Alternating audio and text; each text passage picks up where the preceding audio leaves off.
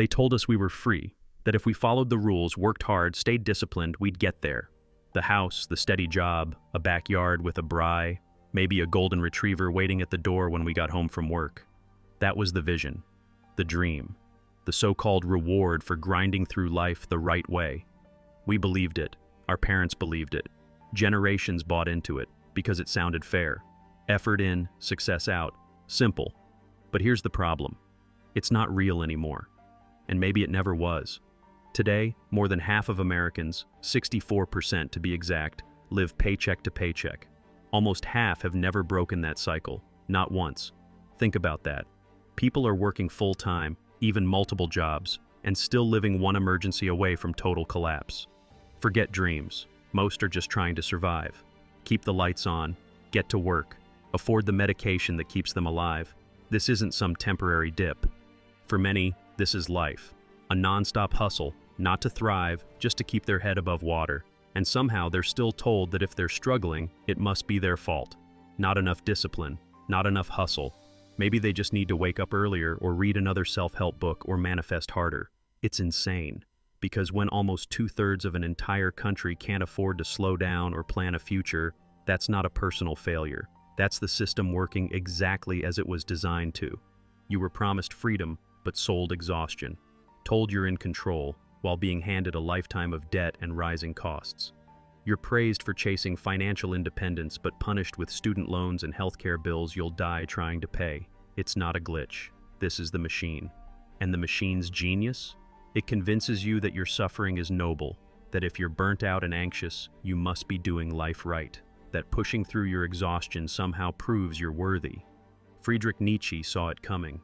Over 100 years ago, he called it slave morality, a way of thinking where the powerless start to believe that being obedient, humble, and self-sacrificing is good, not because it helps them, but because it helps those in power.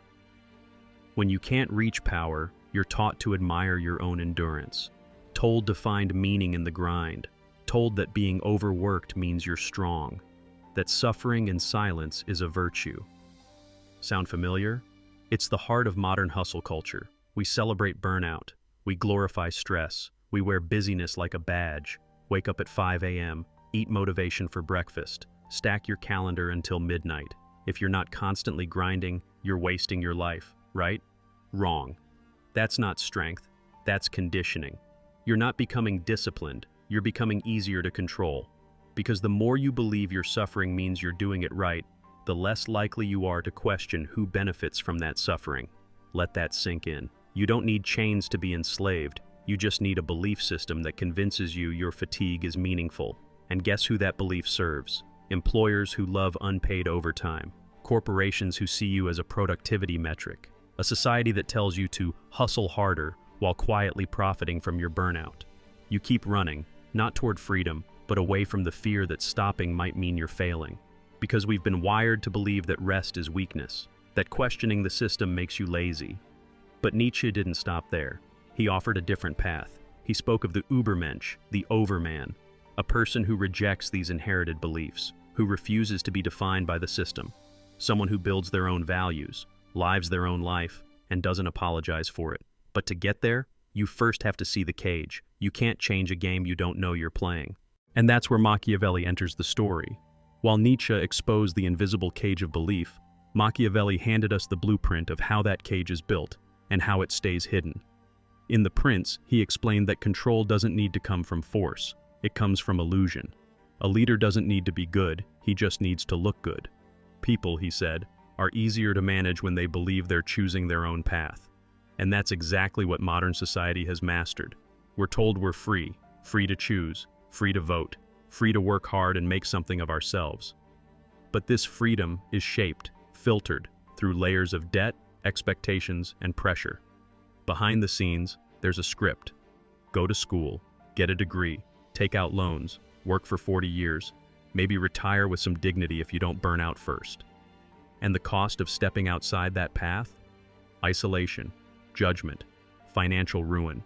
According to Experian, the average American household holds over $100,000 in debt. Student loans alone have passed $1.7 trillion. And the most shocking part?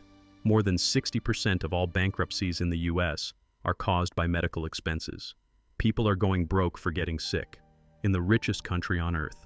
Now ask yourself, what kind of freedom is that? What kind of autonomy forces you to choose between groceries and insulin, between rent and chemotherapy? This isn't liberty, it's dependency, dressed up in red, white, and blue. And Machiavelli? He wouldn't admire this for being moral. He'd admire it for being effective. Because today, the threat isn't prison. It's losing your job, your health care, your home. And here's the kicker. It feels like you chose it.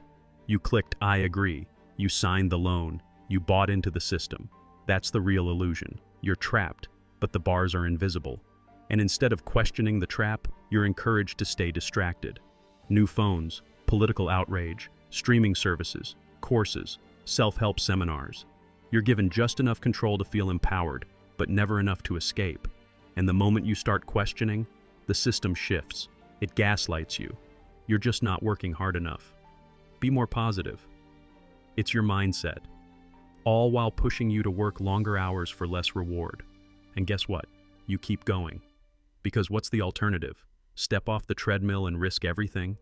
Not when you've been told that to rest is to fall behind. But this is how power works now. Not by force, but by fatigue. Not by locking you up, but by keeping you too exhausted to think clearly. This is modern control, a carefully curated illusion. A story so convincing, it makes people finance their own chains. People who spend their lives trying to climb a ladder that never ends. A ladder that was never meant to reach anything real. And if you think it stops at work, you're wrong. It follows you home. After your shift, after your meetings, after you've given everything you had to your job, you get sold the cure. Social media shows you people living their best life. Vacations, cars, six-packs, designer kitchens. And now, exhausted and insecure, you're convinced you need more. So, you buy, you scroll, you compare. And every purchase feels like progress. Until the next dopamine hit wears off. And suddenly, you're back where you started. Broke, burnt out, and still feeling behind. This is the trap. The same system that drains you is the one selling you relief. You work to consume. You consume to cope. You cope so you can keep working. And through it all, you blame yourself. You tell yourself you're not disciplined enough, not focused enough. You believe your exhaustion is a you problem instead of a design problem. But what if your fatigue isn't a flaw? What if it's the clearest sign something's deeply wrong? Because this isn't a glitch in the system. It is the system. And until you realize that, you'll keep calling the cage opportunity. You'll keep running in a maze and calling it freedom. You'll keep believing the finish line is just one more all-nighter away. But here's the truth. No matter how fast you run, the maze only leads back to where you started. And the longer you run, the more you forget what freedom even felt like. Eventually something gives. Maybe your body breaks down. Maybe it's your mental health, or maybe it's just the belief that this life, this endless cycle, was ever truly yours to begin with. And that's where the awakening begins. Not with rage, not with rebellion, but with clarity. Nietzsche returns here with his idea of the Übermensch. Not a perfect man, not a superhero, but someone who refuses to let society define his values. Someone who doesn't live for applause or status or a title on LinkedIn. Someone who creates their own meaning in a world desperate to hand them a pre-written one. This isn't about ego. It's not about domination. It's about ownership. Taking back your time, your thoughts, your choices. Asking yourself, not what will get you ahead in someone else's race, but what actually makes you feel alive in your own. Freedom starts with that one question. What do I really want, beyond what I've been told to want? And Machiavelli, he gives us the other side of that coin. He didn't sugarcoat life. He knew the world was strategic, messy, full of power games. His advice wasn't about dreaming, it was about surviving smart, not getting played. He wrote that to stay free, you must understand how power works, so you don't become a pawn in someone else's playbook. That doesn't mean becoming cold or ruthless. It means becoming conscious, seeing the structure beneath the stage, knowing the game, and choosing how you want to move through it. So what does that look like in real life? It starts with financial independence, not to show off, but to stop being owned by every paycheck. Living below your means not out of fear, but out of power. not needing more because you've found peace in less. Then, it's minimalism, not as an aesthetic, but as a rebellion. Choosing clarity over clutter, saying no to the constant pressure to upgrade, accumulate, compete. And more than anything, it's reclaiming meaning. Not the kind you borrow from ads or influencers, not the kind they try to sell you with hashtags and hustle quotes, but the kind you build slowly, quietly. From the people you love, the art you make, the stillness you protect, the work that lights you up, not burns you out.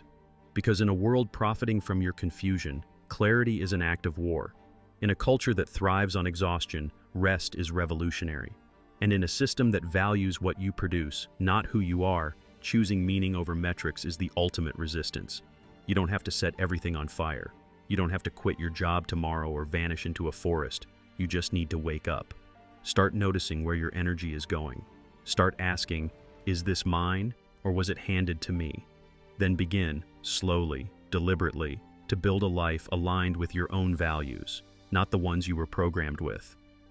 True freedom doesn't shout, it doesn't show off, it doesn't need approval. It's quiet. It looks like waking up and knowing, this day belongs to me. So we circle back to the question that started it all. Is the American dream really a dream, or is it just the most beautiful illusion ever sold? If freedom means owning your time, choosing your values, and living with presence, not pressure, then most people aren't free. They're actors in a script they never wrote, playing roles they never auditioned for. But you don't have to stay in the play. Nietzsche told us to go beyond borrowed values, to create new meaning from the ground up. Machiavelli warned us that power is perception, and the only way to stop being manipulated is to see through the illusion. So now, it's your move. Ask the question most people are too tired to ask. Am I living my life, or someone else's version of it? That question, right there, is the beginning of your freedom. Not the freedom they sold you, the real kind. And here's the truth. Most people won't get this far. Most will keep running, keep scrolling, keep grinding. But if you've made it here, then deep down, something in you already knows. You were never meant to be just another cog in the machine. So if you're ready to live with clarity, to reclaim your agency, to stop surviving and start choosing, then drop a comment below and type, I see the cage. Because when you can see it, you can finally walk out of it. If this hit something inside you, share it, like it, subscribe. Not for vanity, but so more people can wake up. This channel exists to shake the sleep out of your soul. So support it and support yourself. This is your life. Take it back.